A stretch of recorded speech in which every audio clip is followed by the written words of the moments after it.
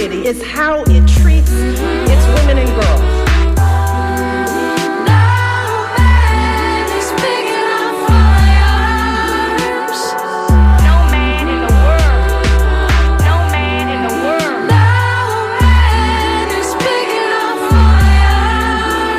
The measure of any society is how it treats its women and girls.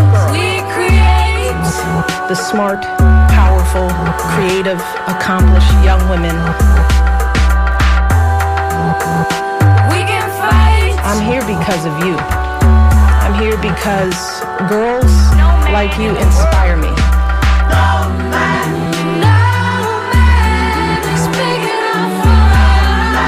Many of these girls have faced unthinkable obstacles just Clutch your pearls and hide your children. It's another episode of Surly Voices here on WMNF Tampa 88.5. I'm one of your hosts, Liz. My other host, Donna, will be joining me shortly.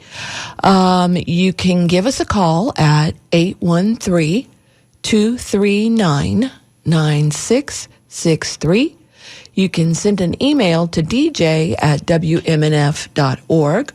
Or you can text to 813-433-0885. We're going to be discussing a number of things today, but before we get into any kind of discussion, I'll issue the Surly disclaimer. The opinions you hear on Surly Voices are those of the Surly Feminists for the Revolution and not necessarily those of WMNF or anyone associated with WMNF. Today we're going to talk about workplace issues with men who are supervised by women. And that's going to be interesting. Donna's got a lot to tell us about that. Before we jump into that, I want to talk for a minute about the Satan's newest thing about banning textbooks for math, of all things, on the premise that they are trying to indoctrinate students through the content in math books. And I got by in math. I wasn't like the greatest math scholar, but there was never anything in a math book that ever would have indoctrinated me to do anything. So I'm interested to hear what some of you think about that. What the Satan folks contend is that aside from accusations that the textbooks violated standards by invoking social and emotional learning, reviewers also said they found references to critical race theory.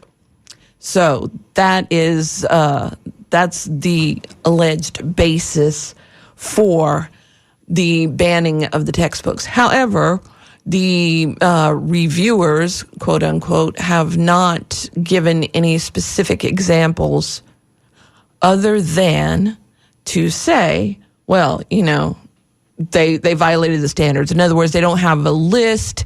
They haven't released a list of the books that said what each book contained that the reviewers found so offensive. And so I'm offended as a taxpayer in Florida that we're banning math books now. It was bad enough for we couldn't say gay. And then we can't let trans athletes compete, and now we can't learn math. I mean, are they intentionally trying to keep people in Florida ignorant? Good morning, Donna. Good morning. How are you? I'm upset about math now not being taught in Florida. I can't even keep up with the number of things we have to be upset about here. Yeah. That's our new personality, Angry Florida. Right. Angry Florida. Yeah. And it's unbelievable to me that somebody and it's all manufactured. Let's get real. I mean, there's nothing in a math book that's going to indoctrinate anybody. And so it's absolutely outrageous to me that taxpayer money is being spent on even putting this propaganda out. So your phone is buzzing a bit. I don't know if there's any kind of way you can fix that. I can actually hear the buzz. I can hang up and try to call back in. Wait, let's see. Frank might have an idea. I would call back on 9663. Okay, Call. He said call back on the other line, 9663. Okay, thanks. All right. So, Donna, we're going to take care of the buzz with Donna. But so what do you guys think about this latest effort to, and I hate to say the word dumb down, but it's like keeping everybody in the dark in Florida about we can't talk about this. What can we talk about? I will bet you they would not mind having school prayer every morning because, never mind separation of church and state, but, what, and talk about indoctrination. Oh my gosh, there's nothing more indoctrinating than religion. And you see that more and more, the older you get, or I have anyway. It's like, you have all these different religions. And the thing that brought that to my mind was Easter, because I started seeing, the usual Easter memes, some very funny, some funny, but also very pointed and not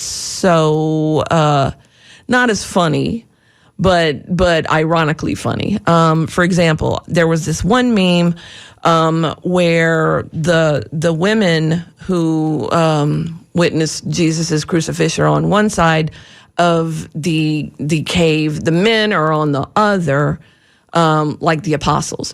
And so the guys come along and they're like, okay, ladies, we'll take it from here. And that's basically the history of the church. They cut out all the women's participation. They minimalized women's roles in the resurrection. And I'm maybe getting too churchy right now, but that's something that I see. And it's like, okay, why were the women all of a sudden diminished? They were the ones who stuck with Jesus the whole time, while the men abandoned him, denied him, betrayed him. The women were the ones that were there consistently. And yet women in the Bible get the back seat. And so that's a whole other show, misogyny in biblical works. And we'll have to get maybe Reverend Meyer to come up and talk with us one day about that. Okay, Donna, how's your buzzing now? Well, I don't know. How do I sound? Perfect. Okay. Yeah, he fixed it. Thank you, Frank. So I've been railing about Jesus memes, and misogyny in the Bible, and we need to get Reverend Meyer in here to talk about that. Right. So, what's on? You have been in and out of town so often, I can't even keep up with you. So, tell me what you have been up to lately. So I am in Georgia. Again? Yeah, I'm in Georgia. No, I'm in Tampa today. Okay. But I'm kind of underwater. I am working on a congressional candidate campaign. It's kind of a mess because of redistricting, and trying to help people understand what has happened to their district, who their new candidates are, and help them vote their own interests is what we're doing. Yeah, that's it. It's amazing to me how many people vote against their own interests. Right. Well, they think they don't understand. I mean, that's where civic education comes in, right? Right. People don't understand their voting. They think that, like, a person who is 7 years old voting for a pro-life candidate, right? When they have no way to, that's the only way they have to exert their ideas, religious or otherwise, about reproduction onto others. And yet they're voting against Medicare for all. They're voting against the Medicaid expansion. They're voting against the repair of our infrastructure. They're voting against schools. So they do this all the time. They vote for one thing, in one regard because they have an idea. And I don't want to bang on religion, but then on the other hand, they're voting against every other aspect of their life. Right. And that's what ignorance does. Yeah. We got an early caller, Joanna. Let's talk to her real quick. Hi, Joanna. Hi. How you doing? Good. I'm calling about to discuss the school situation. I feel, I think this has to do with diversity in math books. I was in education for a little bit, and math, it has become where they focus on word problems a lot. The children from kindergarten up work on word problems. So the math problems are names, diverse names, diverse names of people in different situations. It's not Dick and Jane. Everything's not Dick and Jane. I think that's maybe part of the story. And I just wanted to add that to it because I don't know, where they're coming from. It blows my mind the way that they think and what's going on in education right now. But I just wanted to put that out there. That's my two cents. That's a good point. Because there may be some word problems like John and Jack and their child Randall went to the store, and so that might be So I can see exactly what you're talking about, Joanna. Yeah, and diverse names of different unusual names. Right. Names that are, from diverse, different ethnic groups. Right. Highlighting maybe, cultural aspects of that, maybe. Right. Or societal situations that they deem, not I don't know. What they deem it inappropriate or here's my tagline for that. If it ain't white, it ain't right. So that's what I'm getting at. Yeah. That's what I'm thinking. Yeah. Okay. Okay. All right. Well, thank you so much, Joanna. You're okay. welcome. Bye-bye. All right. So let's talk to Ted in Elfers. Hi, Ted. Good morning. Good morning. Happy Thursday. Happy Thursday to you. I, as well, am upset with the current state of affairs that the Satan has got us in here in Florida. So many things to discuss, but I'll get a couple things real quick. Why is he signing bills in a church when we have separation of church and state? Yes. Why does he want students to only believe what they're told and not what they can factually read from textbooks that have been used or have been edited over the years and used by probably themselves, the lawmakers that are trying to ban the books probably used some version of that textbook, and they made it through okay. They're lawmakers now, so obviously the textbook didn't indoctrinate them. I think it's a failure of the right, mostly what I would call the white Christian right, the WCR, to make it so that in a few voting cycles, only white men who own property will be allowed to vote and make decisions for everybody else in this country. That's what I'm seriously worried about. I have two daughters that are growing up in a state where if they get raped by a teacher, unless I sue that teacher personally, nothing's going to happen. Right. And I don't like the whole slavery bounty hunter laws aspect to all the things that the GOP is doing, especially here in Florida. I think it's a danger. It's a danger to democracy. It's a danger to humanity. honestly, if my wife and I could afford to, we would move to Ireland and renounce our American citizenship, even though I'm a Marine and a veteran, and I swore to uphold and protect the Constitution. I just don't feel that the state of Florida that's going to be available. Like, if I said that out loud 5 years from now, I'll probably end up in prison. Right. Because you can see the downhill slope and there's no end to, there's no bottom to it, you know? Right. Well, you could see the trajectory of it by plotting it graphically, but since we're not teaching that anymore, Right. Nobody else, the kids won't ever know that. They'll just know what they're told in Sunday school. So Yes, exactly. Well, thank you so much, Ted. have a wonderful day. You too. Bye-bye. I accidentally disconnected Donna, so Donna, please call back. Let's see, David sent us an email, and it says, "Hi, Surly ladies. I'm tired of these Trump chump carpetbaggers coming down here and ruining the state of Florida. They come down here because they're cheap and wrong-headed, and they vote for demagogues like Ron DeSantis. I'm so tired of DeSantis' culture war BS. And also, please talk about how we as taxpayers are paying for these special sessions in the Florida legislature. Yes, that's my point. As a taxpayer, I'm infuriated that all this is going on.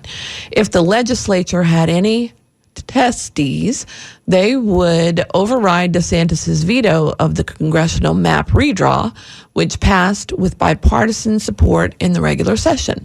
This is a waste of money and time, all to soothe the wounded ego of Ron DeSantis." I think it's a bigger issue at play is let's indoctrinate the whole state of Florida with the "if it ain't white, it ain't right" theory. And so that's exactly what's going on. And for some of these, and the question is, what other than pandering to a certain segment of the base, what is the motivation of these legislators? Is it just getting reelected again? Are they getting handsome compensation from lobbyists or special interest groups? What is it that's motivating these people? Because some of them I know are more educated and aware, and they know that what they're voting for is reprehensible, but they're doing it anyway.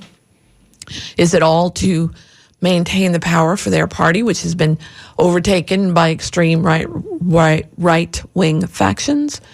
Lots of questions, not so many answers, but I have a feeling that money is at the end of the day. Let's see. We also have an email from Bubba. Corcoran and DeSantis see a name like Ketanji or Ahmad in a math textbook, and they lose their shirt. Let's say shirt. It proves that brain-damaged Trumpsters are the true snowflakes. All right. Thanks, Bubba. So, no diversity in Florida education. Only the 1950s model of the nuclear family. I guess another thing that they could say was indoctrination is if there were single parents in these math books. Single parents, like Penelope took her baby to the store, and there's no John to chauffeur Penelope around because, God forbid, a woman should drive, right? And so that's one thing. So where is the end? There is no end. I mean, he's taken away so much of everything. And do we think he's playing to the national stage? He is to some degree, because there has been an influx of quote unquote carpetbaggers to Florida from the other states. So it's I mean, he's he's pull the ripcord on packing the state with as many people who share these philosophies, and what are we going to be left with in a few years? Give us a call at 813-239-9663. You can email us at dj@wmnf.org, or you can text to 813-433-0885. And I want Donna to come back so we can talk about workplace misogyny and misogyny. But we can talk about it in the meantime till she calls back. If any women out there have stories about supervising males and having a hard time about it because of misogyny, give us a call and we'll share your stories, because I really think it's a lot more pervasive than we want to think. That, women in supervisory capacities, in leadership roles, get all sorts of pushback from the men under their supervision, and we don't hear enough about that, because it's not something that people really want to talk about, because what you usually hear is misogyny from the male supervisor to the female supervisees, but what you don't hear a whole lot about is how it goes upstream as well. And so I want to tell some stories until Donna gets here, or some of our women listeners give us a call and tell us about it. I have, over the course of my career, supervised male employees, and so and some of it's like, I'll give you a good example. When apparently in the South, and I grew up in the South, so I know this is true. In the South, children are often taught, when you're talking to somebody, a male, a female, who might be a bit older than you or might be in a supervisory capacity to you, you say, yes, ma'am, no, ma'am, yes, sir, no, sir. And so males who have been raised that way come into the workplace, and this is hardly the largest offense, but you're talking to them and they're like, yes, ma'am. And you say, well, don't call me ma'am, call me Liz. And they do it 10, 20, 30 times. And it becomes a microaggression at that point. And it's like, hey, what's up? Well, I was raised that way. And that's always the excuse you hear from folks like this is, oh, well, I was raised that way, to say yes, ma'am, and no, ma'am. And another woman on the team pointed out that, well, she's told you she doesn't like it. She's told you it makes her uncomfortable. Why are you still doing it? And I had said that before as well. And so it really, like I said, there are far bigger offenses, but that microaggressions eat away over time. And so that's one of the things that, and that's always what they say is, well, that's how I was raised. That's polite. And I'm like, if somebody's telling you not to do it and it's offensive to them, you don't do it. It couldn't be any more simple. And so that's a mild kind of thing. And you go up the trajectory, or the sliding scale of that, from microaggressions to more macroaggressions, like men, no matter who the team leader is, men feel very comfortable interjecting their opinions and trying to talk over women. And I was very fortunate in the way that I was raised, in that we weren't raised, my sisters and I, we weren't raised to be, polite little flowers who didn't have anything to say.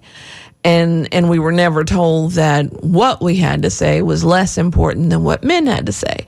So it never worked for any of the boys in my high school. And there's a social consequence to that because, boys back then in my hometown anyway, didn't like to date smart girls who talked. So my sisters and I had to go to the next town over to get boyfriends. But anyway, that's one thing that carries over to adulthood, unfortunately. A woman supervisor will be talking and a man just pipes up and it's like, hey, she's talking, or hey, I'm talking. You get your turn. It's my turn right now. So if anybody out there has experienced things like that, that's another thing we can talk about. Just it's almost as though it gets kind of baked in to the male upbringing.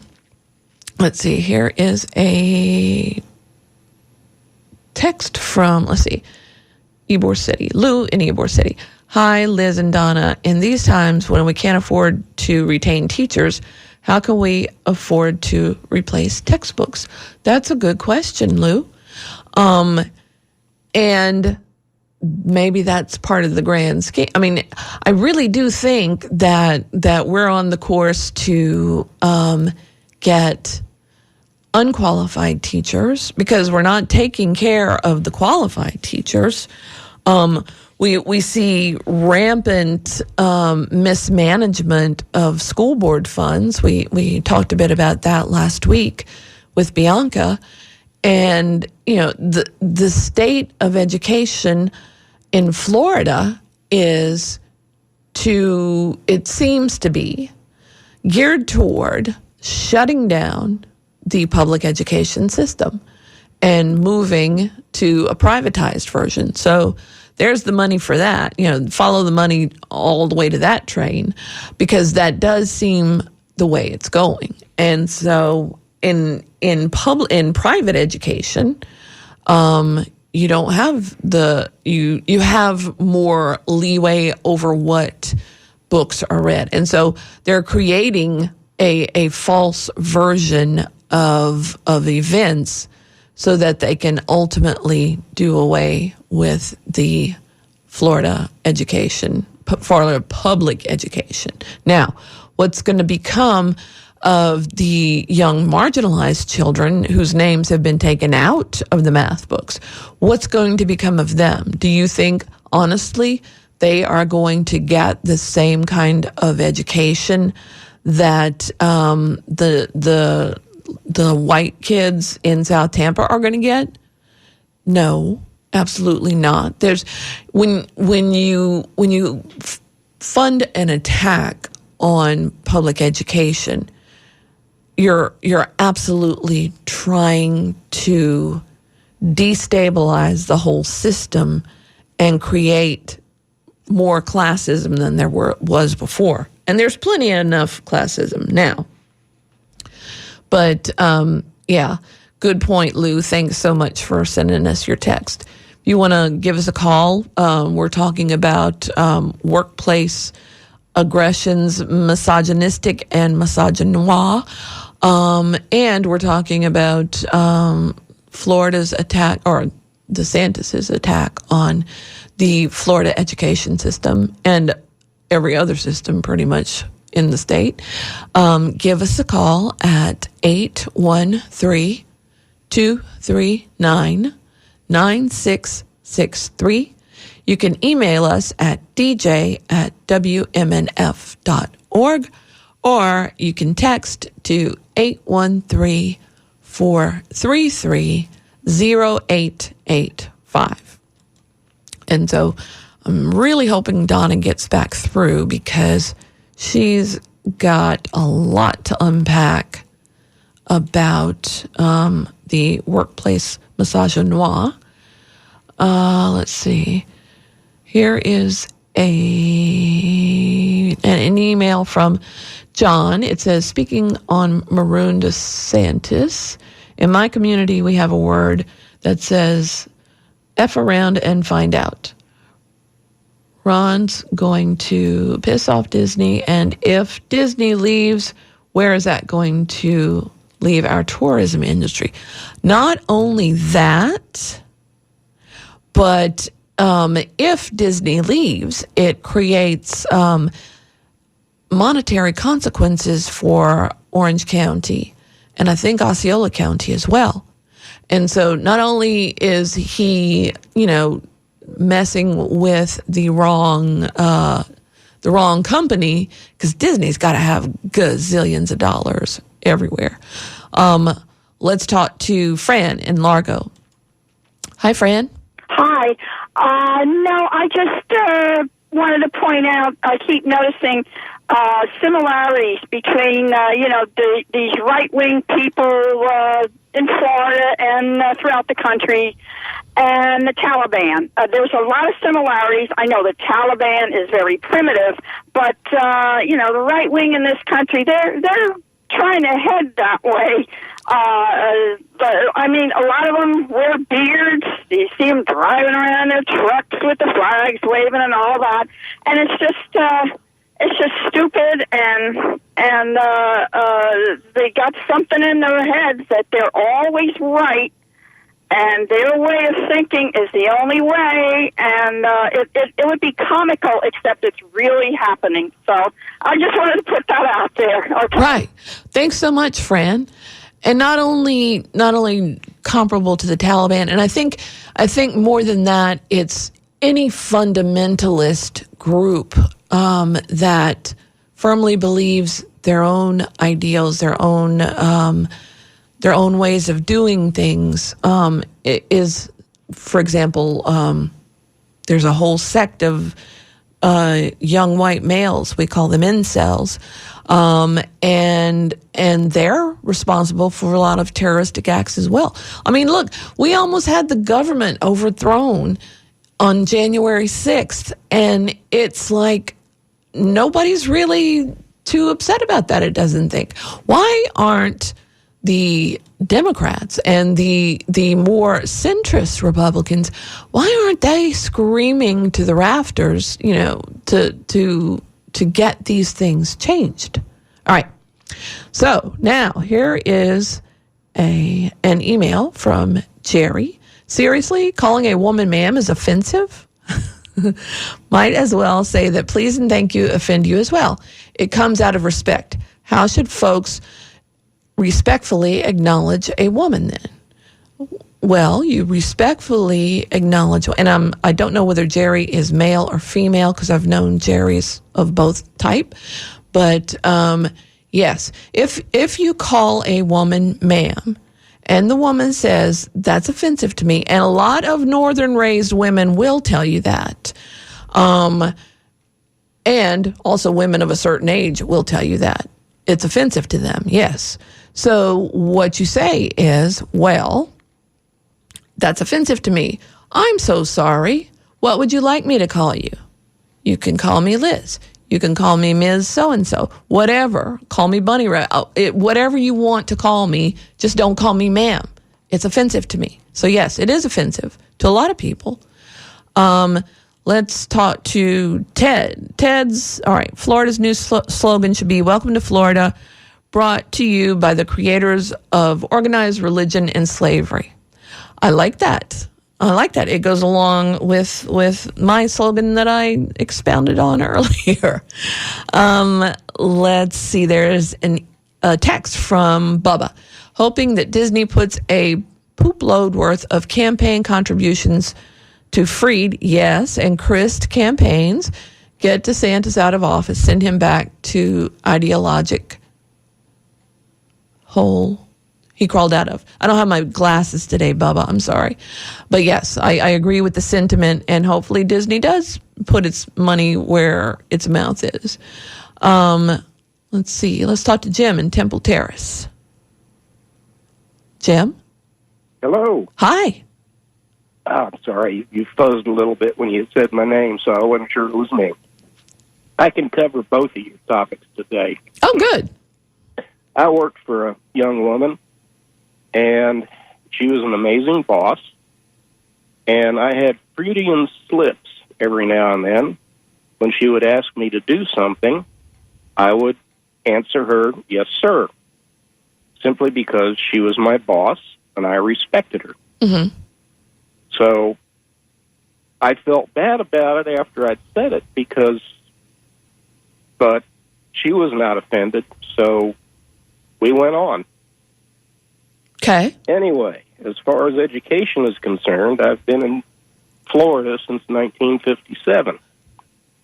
And I came through Hillsborough County school system, and my entire opinion about it is the school system here in at least Hillsborough County, I can't say for all of Florida, but I'm assuming it's the same, has been dumbing down school for a long, long time. Whoever the people are that are running the education system and our politicians don't want an educated populace. No, because that way they'll think for themselves and vote somewhere else. Yeah. You got it. Yeah. And that's really all I've got to say. I mean, there's a lot of work to be done, and God bless you all for putting your show on, and thank you for being there. Thank you so much for calling, Jim. Bye-bye. Bye-bye. All right, let's talk to Roberto in Tampa. Hi, Roberto. How are you? Good. How are you? Well, you were wondering why the Democratic Party is not up in arms over all this that is happening in Florida? Yes. You have the answer? Of course. Yay. I knew you would. There is only one party in the United States with two branches. And they've received their monies from the precisely same sources. So that's why you don't see a vigorous opposition to something like this. They're the same thing. So, and I tend to, I wouldn't have agreed with you maybe a couple of years ago, but having seen the things that have happened in the meanwhile, I can absolutely see what you're talking about. Yes. There's no opposition. They're okay with everything that's happening. Yeah. As long as they keep their monies and their pensions. Uh-oh. We lost him, but now we got Donna back. Yes, I am here. Thank you. Sorry, Roberto. Didn't mean to cut you off. All right. I think now I will not lose you when I switch over to somebody else. Let's see. We have a new, let's see. This is a new email that we have from Willie. I know you said being addressed as ma'am is offensive, but you haven't explained what is offensive to you about it. Well, and let me make it clear, not every woman on the face of the planet is going to be offended by ma'am. I am personally, because people don't tend to call you ma'am until you get like in your mid-30s. And then for one thing, they're calling you old. And also, ma'am that's offensive to me, is why are you calling me ma'am? I don't like being called ma'am. And so why would you call anybody? And I'm sure there are some men out there who don't like being called sir. But it's, take my word for it. I don't want you to call me ma'am. I want you to call me whatever else I want to be called. And that's all there is to it. But they persist. Yet they persist. So, Donna, I've been touting your story, or been teasing about your stories of misogyny in the workplace. So please enlighten our listeners. Well, there's always a problem with women managing men, right? They're predictable issues if the guy isn't really evolved. And he ascribes to, some long-held societal notions about women in management. Mm-hmm. Now, on the other hand, there are those guys. So before you guys started, adding us on the page and calling us, I just want to say that there are evolved men, modern guys who read and get out a lot, and they've met modern women, and they understand the assignment. Now, having said that, I want to bookmark that and then come back to the guys who ascribe to antiquated notions. I don't think a lot of men, and I'm going to say this with as much gusto as I can muster, I do not believe that a lot of men even understand the level of misogyny and misogynoir, right? That's specifically aimed at black women. That's a fancy term for you all who may not have heard it, but if you listen to this show, you certainly have. And so this is the dislike of black women. Like, it's a special thing. And white women do engage in that as well. Now, when my experience is that I could have a white male that's like my pal, someone that I respect, hold their career achievements in regard, but when they are in my charge, they become different human beings. Because now you have power over them. Yeah, I mean, and it's something that has happened on multiple occasions. I'm not speaking to any particular occasion, right? And names are being left out of this to protect the innocent and the dead.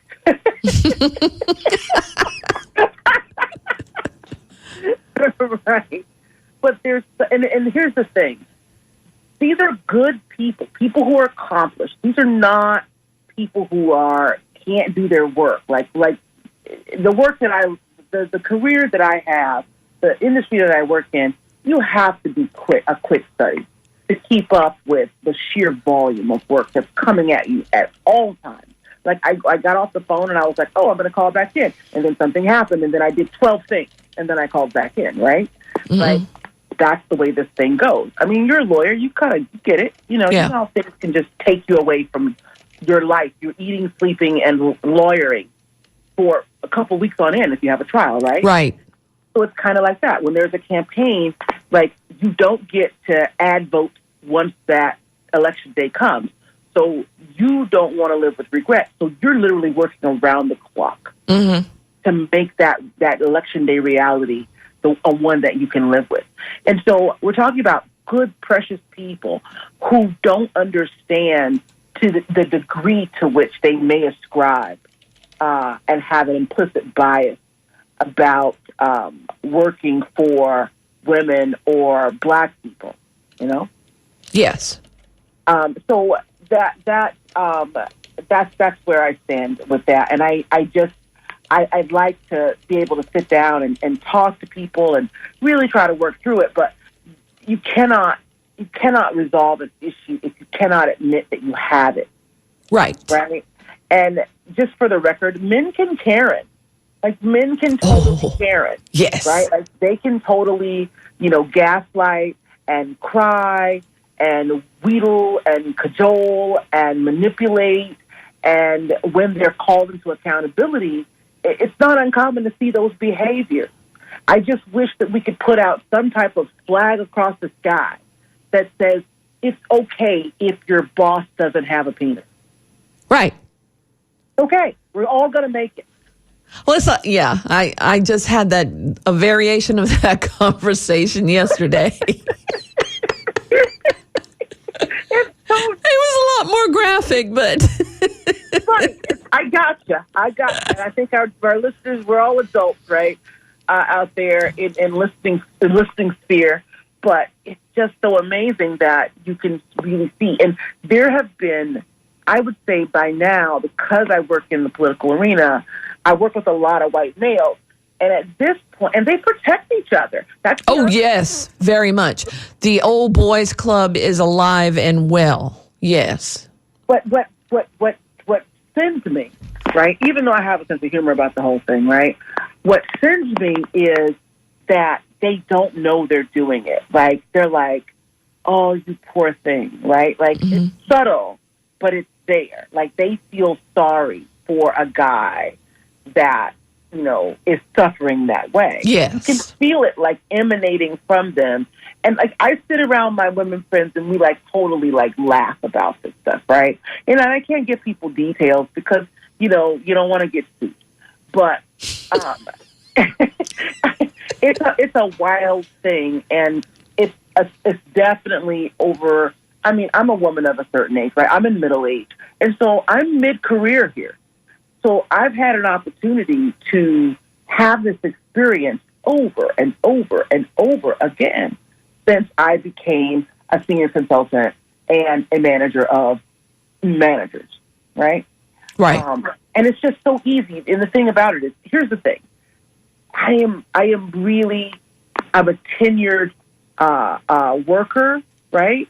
And I reached a level. You can't say certain things about yourself without sounding silly, but I've reached a level in my career where if someone is training or working with me, there's going to be value added to their career trajectory and their resume after they've spent time with me. Like that, literally everyone that comes in to the orbit and stays with me and does what I tell them, they come out on the other side with these nice positions and great career. Right.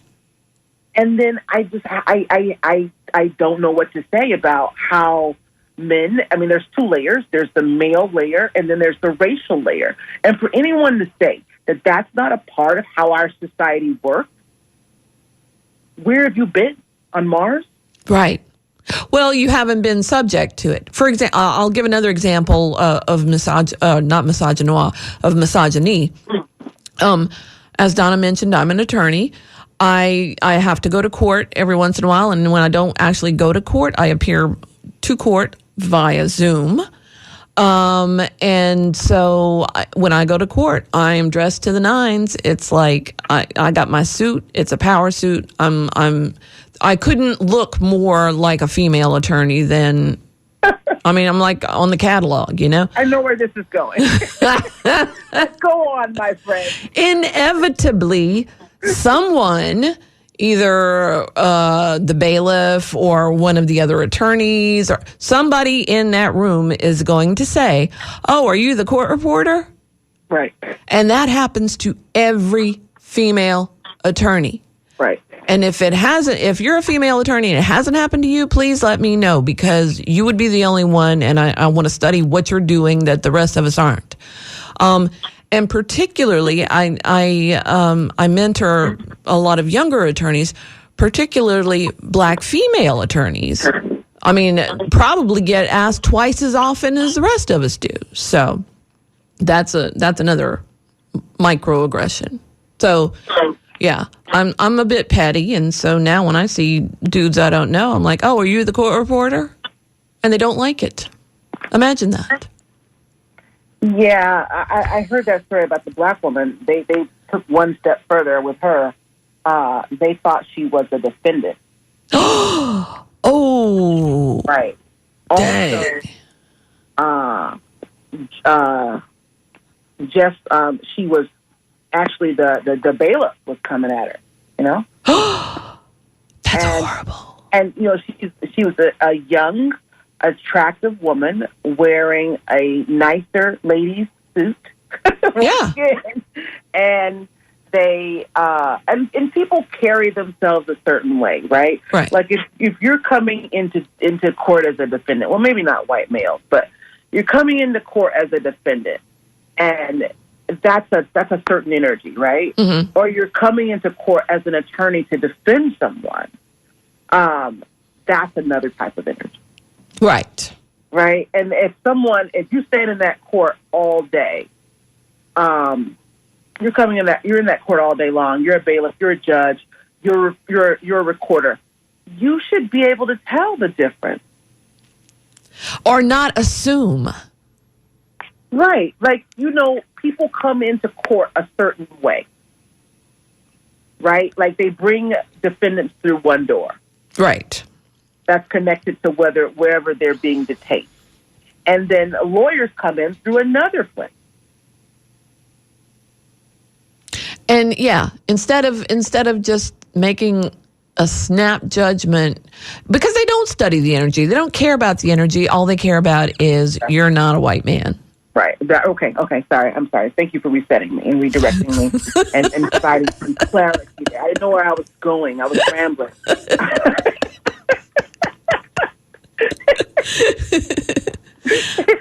We laugh about it because how many times over the years have we had this conversation? Yeah.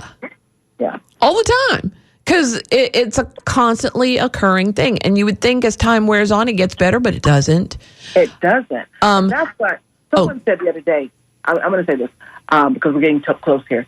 Someone said the other day that the notion that people, how prevalent this is amongst young people, and the notion that as older people who carry these ideas, race, gender, sexual orientation, as these people, class, as those people die off, the world begins to shift.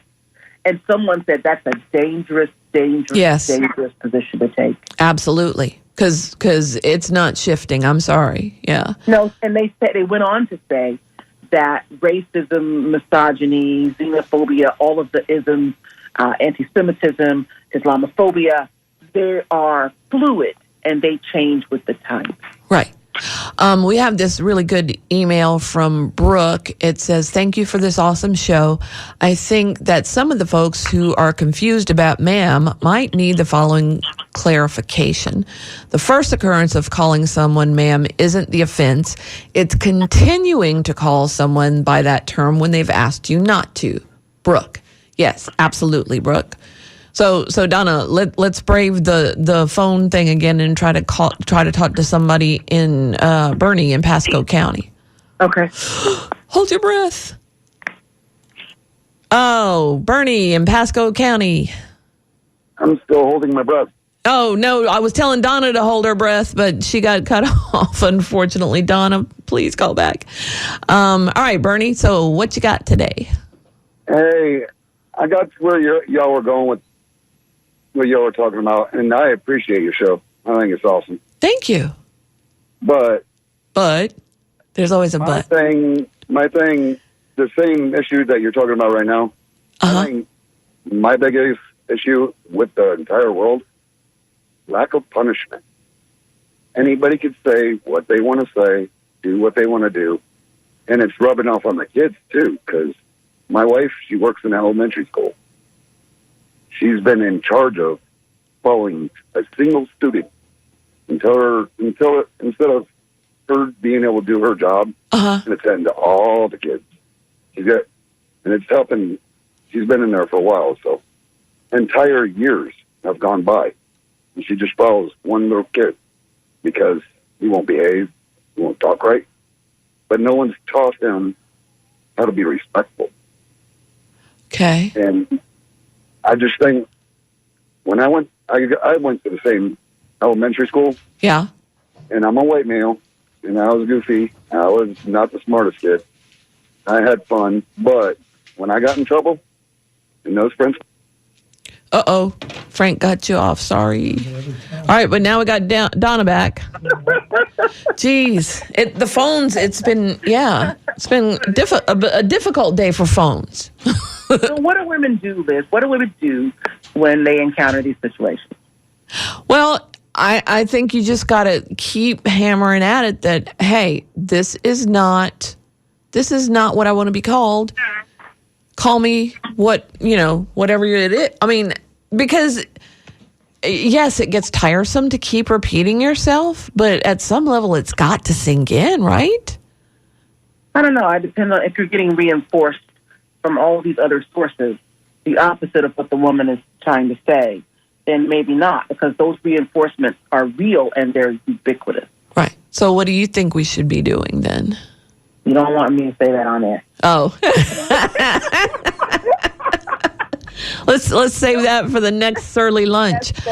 Unfortunately, guys, we're rounding up and getting toward the finish line here, so we're not going to be able to take any more callers. But apparently, asking not to be called ma'am is a hot button issue that I wasn't aware of. But Donna, thank you so much for calling back, and I will see you soon, hopefully. Yes. And listeners, please listen to us next week at 10 a.m. on Thursday. Thank you so much. Thank you.